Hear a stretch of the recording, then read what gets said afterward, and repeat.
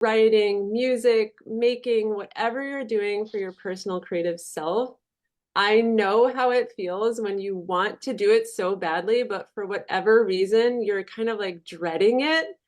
And you're like, why am I avoiding this thing that I clearly want to do? And it's supposed to bring me joy, but it's feeling like a chore, or it's feeling like, oh, I'm procrastinating and not wanting to do it. Yet it's the very thing that you just desire so much. And that used to be me. That is my story. I went 10 years with no personal art in my life, and it was a very depressing and not fun time, but I found my way out and I'm going to share that with you all today. So I'm so excited. A little housekeeping things. This is a 2-day workshop, totally free. The replays will be up for 1 week. If you would like to purchase the replays, you can join the VIP experience, and Jenny, my assistant, will be putting that in the chat. So you'll have a week to enjoy these replays, and then they will be taken down. So if you want access to them, lifetime access, then you can go ahead and get the VIP. And we also will be doing a group hot seat coaching call on Wednesday if you join VIP. So that's going to be super fun. But today, what we're going to do is tackle the logistics and the ability piece. A lot of people come to me and they say, oh my gosh, I don't have time, I don't have energy for whatever reason, or I'm so overwhelmed, I'm not good enough, I don't know how to do this. There's kind of two sides to the coin to feeling very confident with your creative work. So that's what we're going to cover today. So I'm going to go ahead and share my screen and walk you through this process that I'm hoping will really shift things for you, because this is really what I stepped through without realizing it.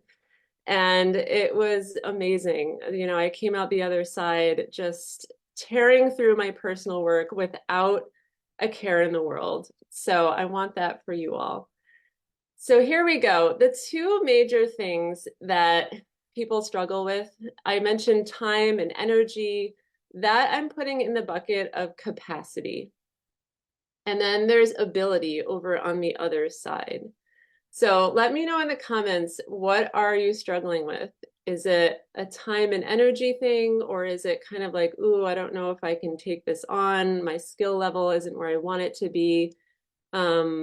What camp do you see yourself in that's kind of in the way between you and your personal work? Is it capacity or is it ability? And what I mean by capacity is really, it's like, okay, you have a demanding day job. Maybe you're in college right now. Maybe you're home with the kids and your day is hectic. Maybe you're taking care of an elderly person. Maybe you have a health condition, or maybe it's just this general feeling of overwhelm. I see a lot of people are saying capacity, and that was my big struggle as well. So with capacity, and I'm going to cover ability first, and they're all going to kind of weave into confidence. With capacity, I want you to think about what is actually your intention. What do you want to create? And it's okay if you don't know this. Just pick something randomly so that you can kind of walk through this with me. For me, when I started, I actually wanted to do an independent animation, because I went to school for animation. I was a motion designer by trade for my day job. I had been doing that for over a decade. And I was like, okay, if I'm going to do my own personal work, I want to make an independent animation that makes sense for my background and what I want to do. However, it had been 10 years since I had created any artwork for myself, let alone animation. So it it didn't work out, needless to say. So I said, okay, I'll do paintings. I'll do large scale paintings, and I'll create this giant series and I'll apply to a gallery, and it'll be amazing. And you'll see how that didn't play out as well, but where I'm at now is absolutely perfect. So what are you wanting to create? Let me know in the comments if you know. It's okay if you do not. Think about if you were to make something right now for your personal self, not for work, what would that be? Maybe you want to write a book. Maybe you want to produce a music album. Maybe you want to make an independent animation. Maybe you want to be painting. And what I want you to see is that if you have these capacity constraints, if you do not have time, a lot of time because of a demanding day job, if you are in school, you've got kids running through the house, you're busy taking care of an elderly parent, you have a challenging health condition, or you're just feeling generally overwhelmed, there's a mismatch between your capacity constraints and what you want to create. And what I have seen in my clients and in myself over and over and over again is people are feeling stuck, overwhelmed, and not able to start because what they're trying to take on is too big. It's too complicated. It doesn't match their capacity. It's too much. So of course it feels impossible. Of course it feels difficult. Of course it doesn't feel good. Of course you're procrastinating. It makes sense, right? If you only have a half an hour after you get home from work, put the kids to bed, take a shower, and like, okay, I've got 30 minutes for myself.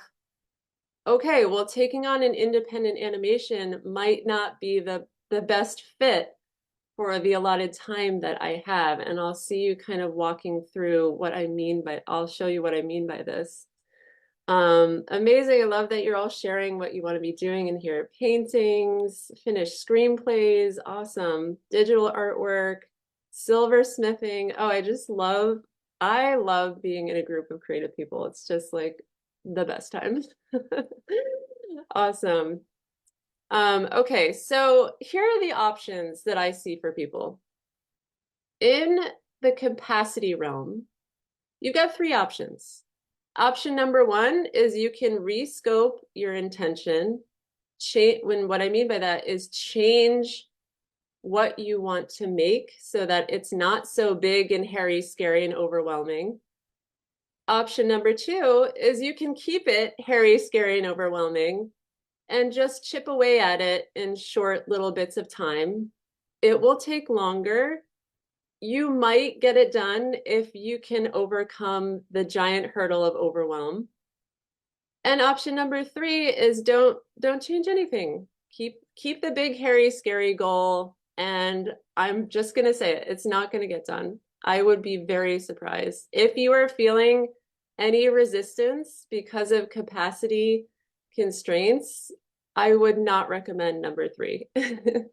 What I recommend is option number one, rescope your intention for now, for now. You get to do the big, hairy, scary thing later, but to get into it, I recommend that people rescope their intention. And what I mean by that is that you pick something that's related to this creative goal that you desire, but it's a smaller form. It's fast, it's easy, it's something that you can complete from start to finish quickly and then move on to another one, complete, move on to another one, and repeat, repeat, repeat. And that is what's going to give you confidence because you're going to be finishing things, you're going to be learning, you're going to be seeing progress, you're going to be gaining that self-trust again and that evidence that you can do this given the constraints that you have. And then what you're going to do is your capacity is going to grow and you're going to be able to just naturally shift over to the bigger project, the big, hairy, scary, overwhelming thing, just organically. It'll just happen because you will be, the pump will be primed and you'll be ready versus trying to shortcut right over there. So what I'm recommending is that if you want to feel confident with your personal work, you have to create a capacity match and show up consistently. And that's going to bring you the confidence that you desire. So an example of a capacity match if you're wanting to make large acrylic paintings and you're having trouble showing up for that because you don't have time or you don't have energy, you have a health condition, you have a day job, what I want you to do is take it down a notch, lower the bar, rescope this desire to be something smaller and easier to finish. So instead of large acrylic paintings, you would shift over to small watercolor explorations. So watercolor is an easier medium, arguably, smaller, so the size is going to get smaller, and you're going to shift into explorations. So it's just kind of playing with paint versus I want to make a large finished thing. If you want to write a book, for example, maybe we don't start with the book if we're having trouble sitting down in the seat to write. Instead, let's take it down a notch, lower the stakes, make it easier, make it faster to complete. Instead, write a series of short stories just to get back in the groove of producing stuff. Give yourself those quick wins. Feel what it feels like to sit and write again. And if you want to produce a music album, if that's feeling too much, maybe we don't jump to the unique, songs that are composed and written by you. Instead, we do cover songs, play songs that already exist, get used to showing up with your voice or your instrument and just being the musician first. If you want to create an independent animation, take it down a notch. That's too big. It's too complex. Try making animated short loops. Just get used to being in the software again. Get used to making something move. Get used to designing and being in the groove with that before you take on a long narrative piece. And then I would recommend, if you're still having trouble, taking it down even more. So if the small watercolor paintings are feeling like too much, maybe we're just actually starting with drawing in our sketchbook. Why are we making this hard for ourselves? Instead of watercolor paintings, let's just draw in our sketchbook. If writing short stories is feeling like too much, just show up and do some journaling in the morning just to get used to being a writer again. If playing cover songs feels too hard, just practice guitar chords or, just playing on the piano. If animating short loops is feeling like too much, let's just dig into some tutorials and feel that win of completing some tutorials. So you can see how I'm just trying to talk you off the ledge of perfectionism and saying, if you are having capacity constraints with time, with energy, with whatever logistical thing is in your way, accept that. We need to accept that that is a part of your life right now and that piece cannot change right now unless you want to solve for it. If you don't have a lot of time because you have a house full of kids and you're able to hire a babysitter, great. Now you have more time. But I would argue there's still going to be the mindset piece of it of once you get that time, you're still going to be overwhelmed anyway. So taking it down, lowering the stakes, making it fast and easy is going to be really important for you to get started. So what I'm really asking you to do is intentionally do less than you're capable of. And this is really hard for people, especially if you're an established artist or you were making art in the past. This is very hard for our ego to swallow because we're like, but I am a good artist, I can do this. It's been a while. Like I want to do something impressive. And the pushback I get, and this was my journey as well, is our ego is like, well, I can't intentionally do less than I'm capable of. It's not enough. Like I want to make something impressive.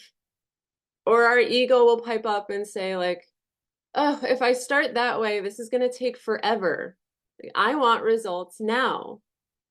Or our ego will say, what will people think if I'm taking time to do something so simple? If I'm just doing these little watercolor explorations, like what's the point of that? You know, how am I going to tell my partner that I need him to put the kids to bed so that I can sit in here and do these watercolor paintings that aren't going anywhere? What's the point of that? That's the pushback. You'll see the negative self-talk will just run all these scripts through your head and convince you that doing less than you're capable of is not enough, that it won't work, it'll take too long, and what's the point? And what I'm here to say is that that's not true. You will make something impressive, just not right now. If you are having trouble getting started, or you're procrastinating, or not feeling good with your personal work, don't make the big, hairy, scary thing right now. Don't make the big, impressive thing right now. It's not going to work. You don't get to do that right now. You get to do it later. And the first step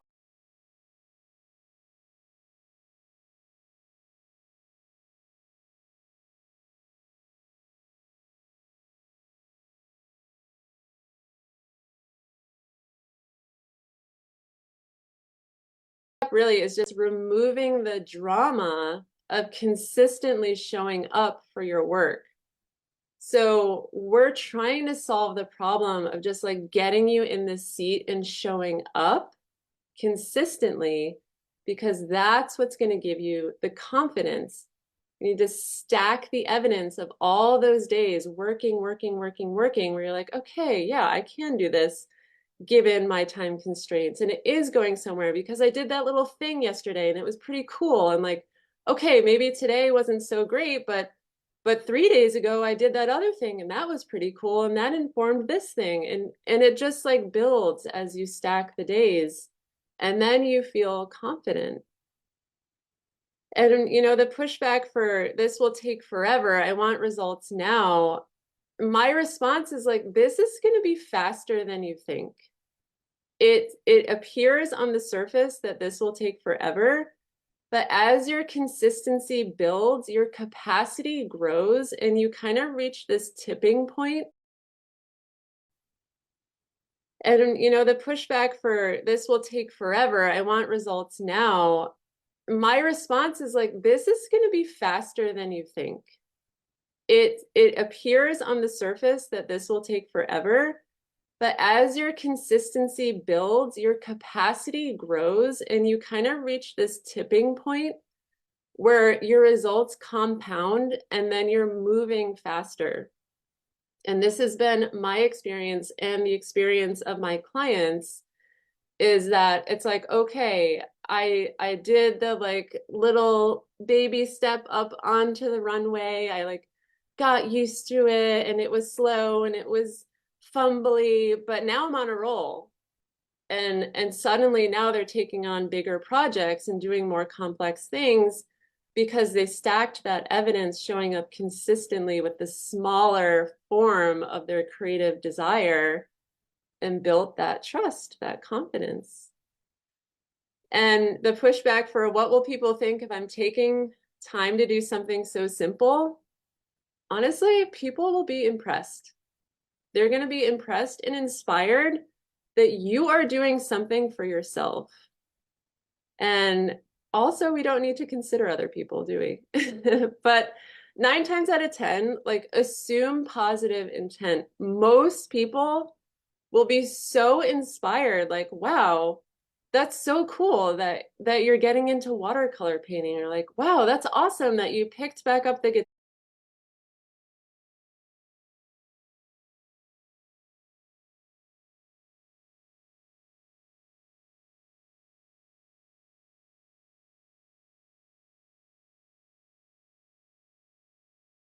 guitar. They're not going to be looking at their watch being like, well, when are you going to produce something of consequence? Nobody, I mean, and honestly, we don't want those people in our lives anyway. Nine times out of 10, people are going to be like, wow, that's really cool that you're like following your curiosity in your heart and you're doing something. So that's what I have to say about capacity. And now we're going to move on to ability. So let me know in the comments if this is landing for you. Amanda's saying, what if your intention is already fairly small? Okay, I'm going to go through all of these comments maybe after. I would say, okay, great. It's already fairly small. Good. How is that going? Are you showing up for it consistently? Are you working on that fairly small thing every day? I'd be curious to know because if you're not, then that just means like fairly small, perfect. Now do that over and over again.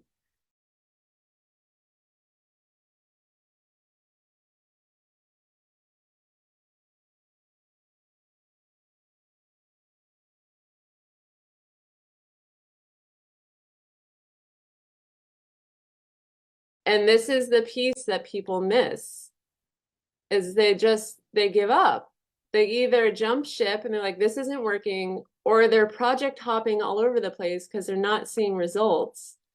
And that's not going to work. You're not going to get that evidence. You're not going to get that stacking. You're not going to get those compound effects that are going to lead to the bigger wins. So you have to stay in that small intention for a long time, like longer than you would think. But like I said, then you reach that tipping point and everything starts to take off. And I think one of the biggest mistakes is that people jump ship too quickly.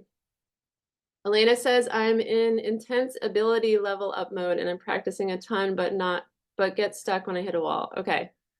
I'm going to go into ability in a second. Um, let's do that and then I'll handle some of these other comments.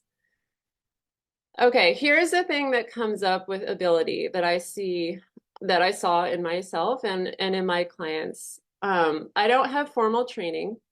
My work isn't good enough. I can never translate what's in my head. I'm worried people won't like it. I can't come up with ideas. I'm never personally satisfied with what I make. I don't feel like I have my own style. I feel like anyone could do this, so what's the point? And I'm worried my work won't sell. Now, I'm not going to tackle all these because all of them are going to have the same answer. But what all that little chit chatter is, all this stuff, it's a distraction. It's a distraction preventing you from showing up consistently, which is going to lead to the confidence that you so desire. So all that little negative self-talk is like, ooh, maybe we can get her to stop practicing. Oh, maybe we can get her to hop over to another project and ditch this one. Those are all distractions. We have to see them for what they are, and they're not helpful. So every time that these come up, and these will always come up for every artist, they never go away. And everyone has their own flavor of what these are. And as you become more self-aware, you'll start to see patterns and you'll start to see like, ooh, I have like 3 or 5 of these that keep running through my head. And you become acutely trained to identify those, see them for what they are, and then get back to work. And you have to choose to be the person that can see those thoughts for what they are, distractions, and get back to work. And you can get really good at this. I have gotten so good at this. It used to take me days back in the past, honestly. Some of these things would throw me off for days. And then it became hours. And then it became minutes. And now it's honestly seconds. I hear it run through my head and I'm like, distraction, back to work. And that's what is available to you. If you're willing to put in the work, you'll see these as distractions. They're not real. They're all based on, honestly,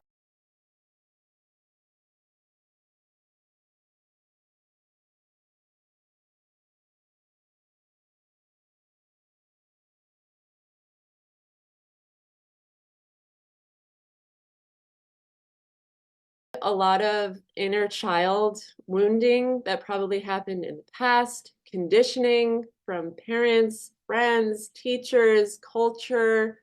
It's all stuff that's just waiting to be healed.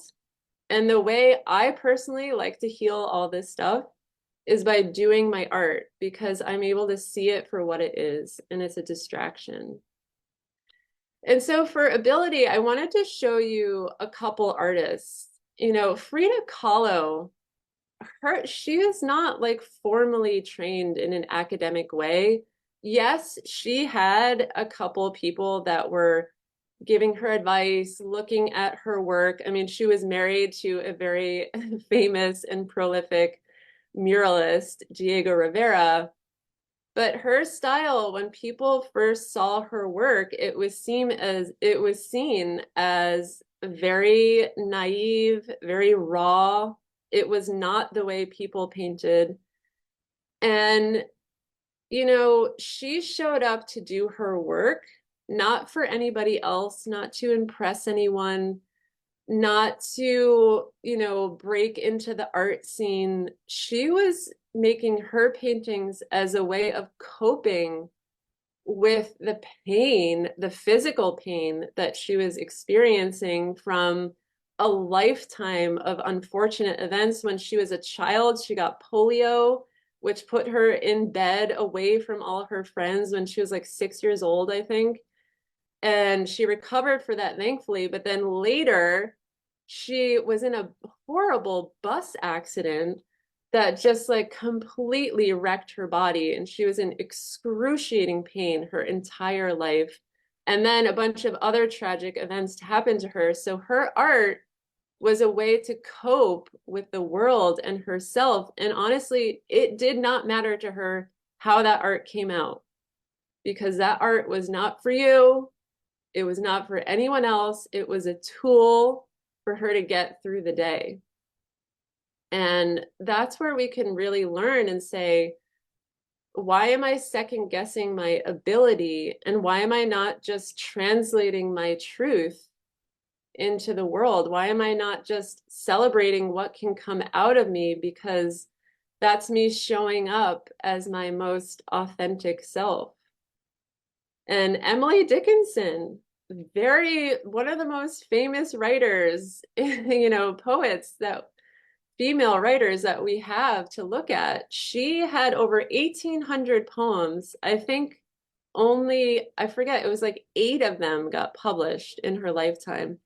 And when they were published, they were heavily edited, her poems, because her style of writing did not suit the current standards of the way people wrote.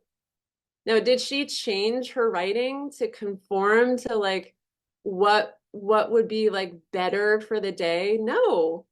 She was writing for herself. This was her personal work. It was not for it was not for you. It was not for the world. This was her talking about themes about death and immortality. She was exploring all different areas, and it was her just pouring her heart onto the page in the way that she so chose. And so her lack of ability became her style. She wrote in something I think called slant rhyme, which was like not cool for the time, but now she's like a hugely celebrated writer because of that like handicap in ability. So, you know, a lot of times we get distracted thinking like, oh, my art isn't good enough. But what we don't see is like our lack of knowledge and skill is actually our style. Like, hold on to that. So many people are running around like, ooh, I wish I could find my style. How you show up right now is your style. Like, don't learn anything else new. Like, show up consistently, do the thing. There, boom, there's your style. You'll see it. You can't not see it if you show up day after day and do your creative thing. And I think a lot of people get stuck in this learning cycle thinking that they have to get better and they have to like do what everyone else is doing because they're running all around Instagram and wherever comparing themselves. And if only you could see, oh my gosh, no, your whatever you think is a handicap is actually perfect. It's perfect. And it's authentic. It's you. We want to see it just like that. Another one, Henry Rousseau. He was a tax collector. He started painting in his 40s, and people looked at his work and he got criticized. Ooh, did he get criticized? People were not happy with this guy because his paintings did not look like, the formally trained artists.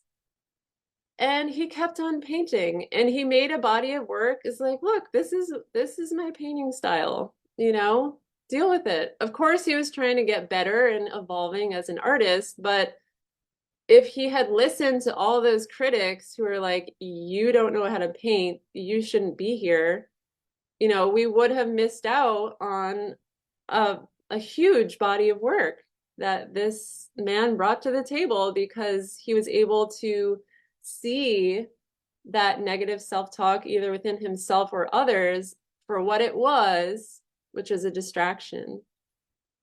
And even Bach, like, oh my gosh, this like super famous musician, he did not get recognized in his lifetime for his original compositions. He was an organist for like churches and other establishments. He was like a paid organ player. Like that's what he did. And he did not get recognized for his like unique original compositions. He was playing other people's work. He was a great organist, but his work did not get recognized until much later. And can you imagine if this man was like, oh, geez, nobody's recognizing my work, I guess I should stop. We would have missed out on, some of the greatest music that's out there. So please don't listen to all of that stuff. And even me, like here I am. It's like, look, here's what I can do right now. I've got two kids. I've got a 3-year-old and an 8-year-old. I'm a freelancer. I take on select projects right now. I'm not like full-time freelancing, but I'm home with the kids. So I've got like 20 minutes a day to work on my art. So I had to talk myself off the ledge of perfectionism and say, okay, maybe I can't do the independent animation right now. Maybe I can't do the giant large scale oil paintings. What can I do right now? I can draw on the iPad.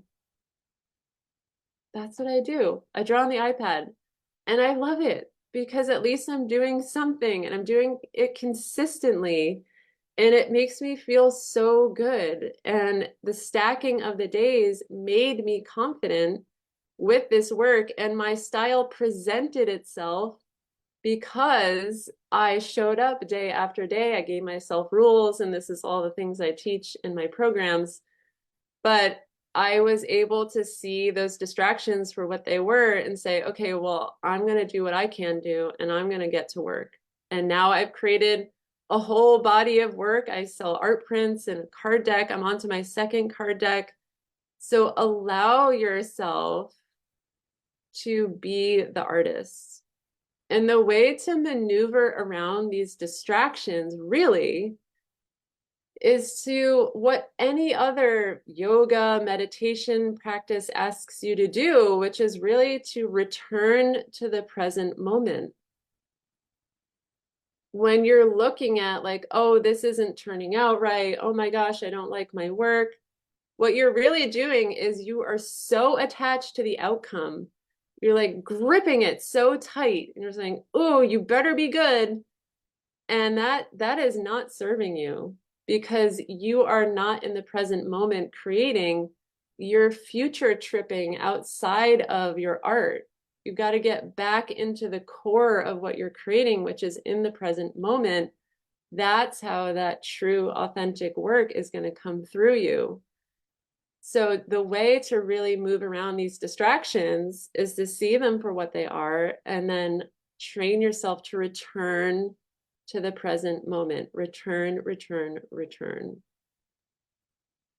And so, you know, a lot of people are like, oh, geez, my work, it's not good. But what they've done is they've made like a couple things.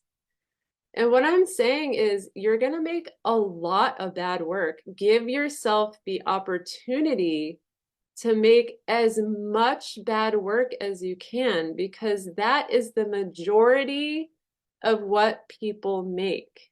And I think this is often like kind of confused. There's a lot of mystery around the creative process, but most of what creatives make is not very good.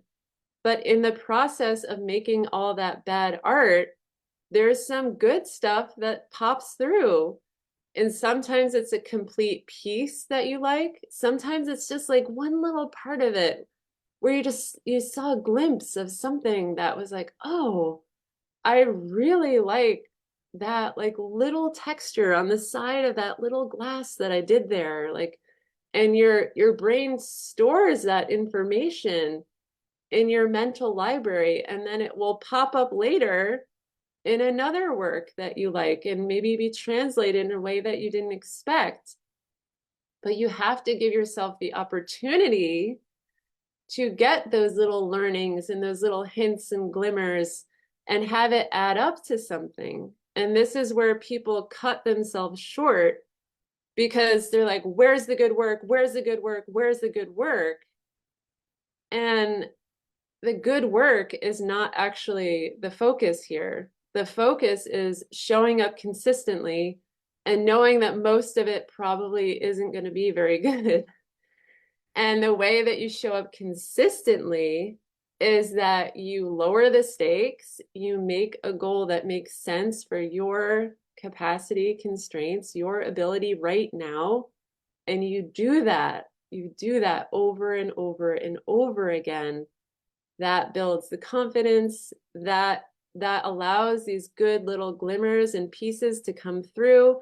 And before you know it, you'll have a body of work that you're starting to feel really good about, or you'll have a style emerge, or you'll see where it's going to this bigger, more complex project. But you've got to give yourself that chance. And so my argument here is that this ability to shift, your capacity and your ability shift plus consistency equals the confidence that you're looking for. And I know it seems like, oh, geez, this is going to take forever. This isn't what I wanted. I wanted results now. And I'm here to say it will not take forever. It's going to be great, but you've got to give it a chance, because I'm going to guess what you're doing right now isn't working or you wouldn't be here. So this is my argument to everyone. Can you make this shift? Whether it's a capacity shift or an ability shift or both, that is when I'm here to ask you if this is possible for you. So I am going to look in the comments here and address some of these things. I'm going to work backwards. Oh, you're welcome. Yay, I'm glad this is helpful. Put in the comments if you have any questions or if you have anything that I didn't address. I'm happy to do that. We have 20 minutes here to kind of riff on things. So Beth Ann says, I never finish anything. Project hopping and never finishing anything. This is super important. We do not want to be project hopping in the beginning when we're getting back into our personal work.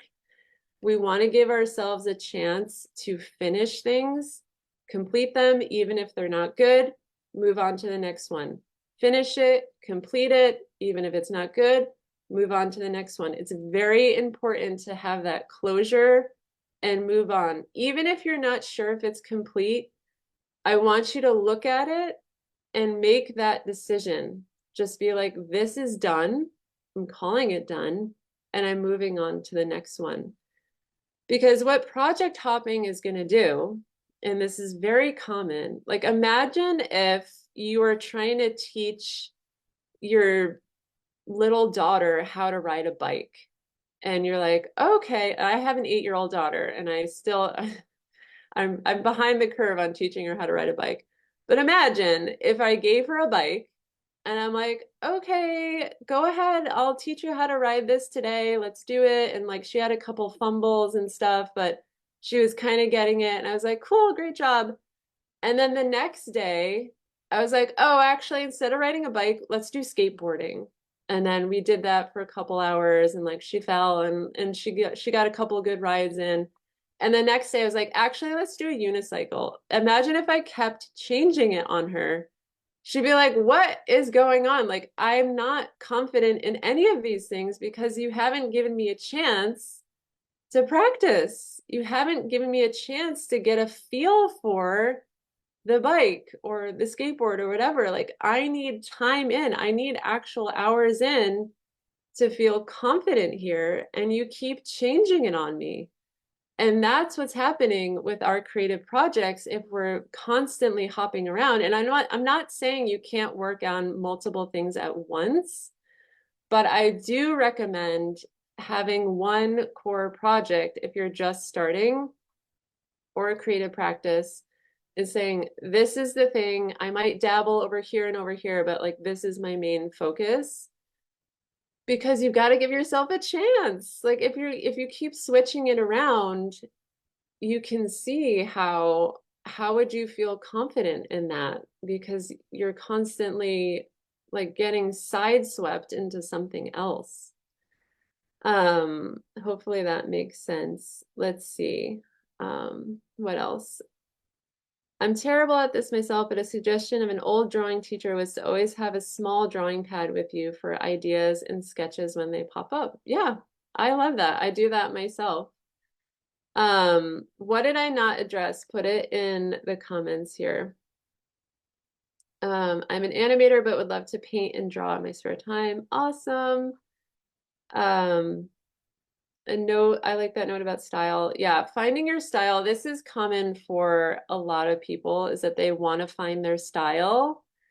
And it really is, it's like you already have your style. Oh my gosh, you already have it. So accept it. Maybe it's not the style that you would have liked. I'm sorry. Like, that's what it is. Okay. That's your ability right now. Accept it, embrace it, celebrate it. That's your style. Good. Make a ton of that.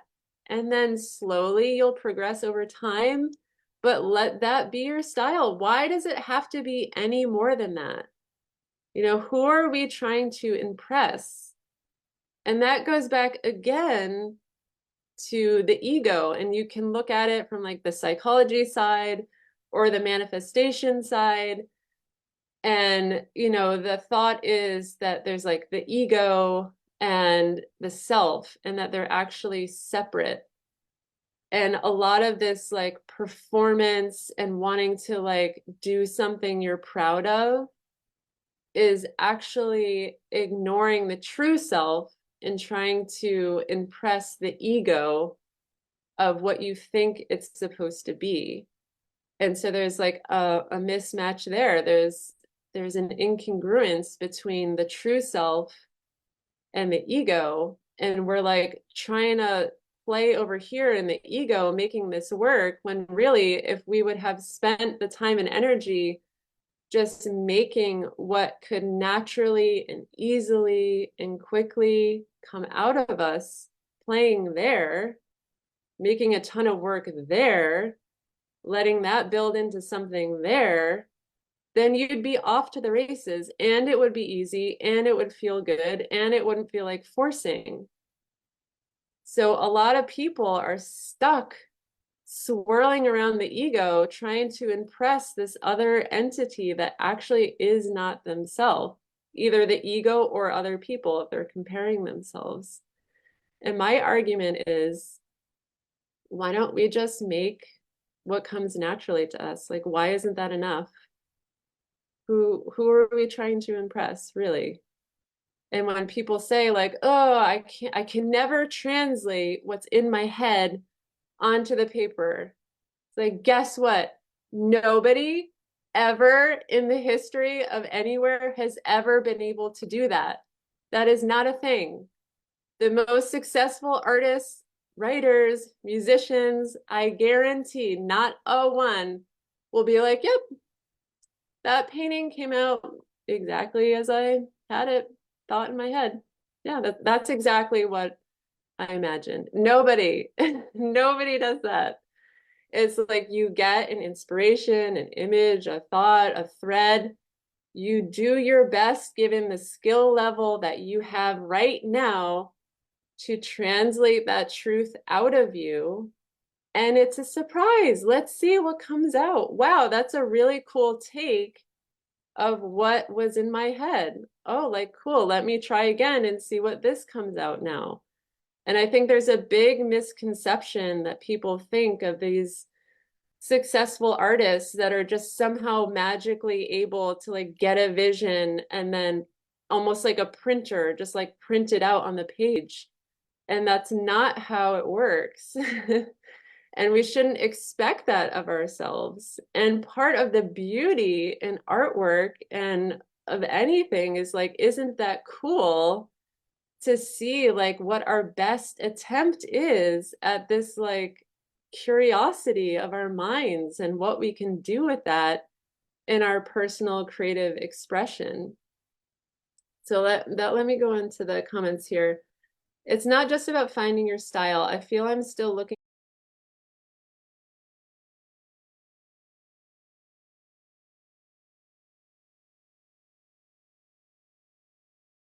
for something that will keep me engaged for long enough so I can get really good at it. I get bored of the same thing quickly. I understand that the downside of moving on is that I never put the required time and energy into one specific thing. Yeah, I mean, this is real and you will get bored. You will get bored. And, think of, again, I'm going to the kids, like my child, she's learning to read right now.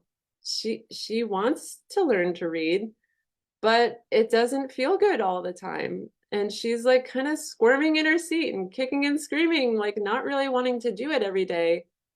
But she's showing up every day to do it in school and at home because she has the structure and support around her to hold her in that container of reading. And I think this is what's so hard about doing this as adults after we leave these institutions like art school, if you went to art school, or the workplace. Like, sure, we can create work at work because our boss is waiting for it. There's a deadline. But, we come home and like all of a sudden it's like boring for a couple days. It's very easy to find reasons why you shouldn't do it. And I think this is just that strength of character that has to come through, and obviously seeking support if you can to hold you in that space that's not comfortable. And to know not every day is going to be sunshine and rainbows, and some days it's going to be boring. And it's not your fault. It's not like, oh, I'm not doing this right. This doesn't feel good. It must be me. It's like, no, sometimes it's just not going to feel good. But showing up in that and consistently showing up with the same thing, it over time will teach you the lessons that you need and give you that foundation that you're really going to need if you take on something bigger and more complex. So we're almost like shooting ourselves in the foot if we don't lay that foundation and we jump to something that we think is going to be more exciting because it's like, well, we're going to need to remember what it feels like to show up for something hard later on when we're doing more complex things. So again, I think it's a distraction. It's like you're sitting there, you're like, this is boring, looking at that and seeing it for what it is. This is a distraction from me laying the groundwork to be the artist that I know I can be. So identifying that and getting back to work. It's difficult to choose one simple thing when you are a multidisciplinary artist. I once did puppetry because it mixes sculpture, drawing, painting, dance, and theater. Yeah, I can see that. I am also a multi-passionate, as you can see. I'm an artist, I'm a coach, I'm a freelancer.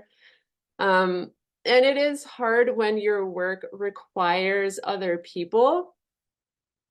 So for Anne, I would ask, um, have you been doing this work consistently right now? You know, is this something that you're doing regularly or you're trying to get back into it? Because if you're trying to get back into it, then I would say you cannot get around laying that foundation of consistency first with one thing, even if what you desire is going to require other parts and pieces. You know, if you're a multidisciplinary artist and you're like, cool, I want to make this like puppet show and it's going to require like three different people and I'm going to make this set and I'm going to book this stage and I'm going to do it next year and it's going to be this thing. It's like awesome. But if you have not been creating for a while, I would say, like in the beginning, where I was talking about like scaling it back, lowering the stakes, lowering the bar, making it simple, do that first. Lay that groundwork of just getting back into the habit of working on something every day. So yes, picking one thing for now. And that's the thing. It's like you don't have to stay there. But if you are just starting to get back into your personal work, for now, yes, I would highly recommend picking one thing, not project hopping, scoping it to make sense for your time and energy and ability, and staying there for a while, remembering what it feels like to show up for your personal creative work. It is very different than showing up for your day job, showing up for your family. It's a different skill and it's something separate from the merit of the work. The skill of showing up and putting the time in to just be like, okay, I'm sitting, I'm going to work on my art right now. That's a skill to be honed before you even consider if what you're making is good or not. First, we have to just get the skill of, can I sit my butt in this chair without any drama and work on something for 20 minutes a day? That's a skill we have to hone first before we even look at what we're actually making. And if you're still inconsistent and you're still like wobbling and procrastinating and project hopping and not happy with your personal creative work, I feel like that's the missing piece. Is like we've got to get the drama removed. We've got to get normalize the activity of showing up and then grow, expand, take on more complex things. Jenny says, I hear you slogging through is part of the process. Do you have any tips to maintain focus and stay in the moment? Do I have any tips? That's such a good question. Um, I don't know if there's tips per se, but I really do think that I have honed the ability to see any slog, any boredom, any chatter, anything that's happening to try and pull me away as a distraction. I can just like pick it out and be like, I see you.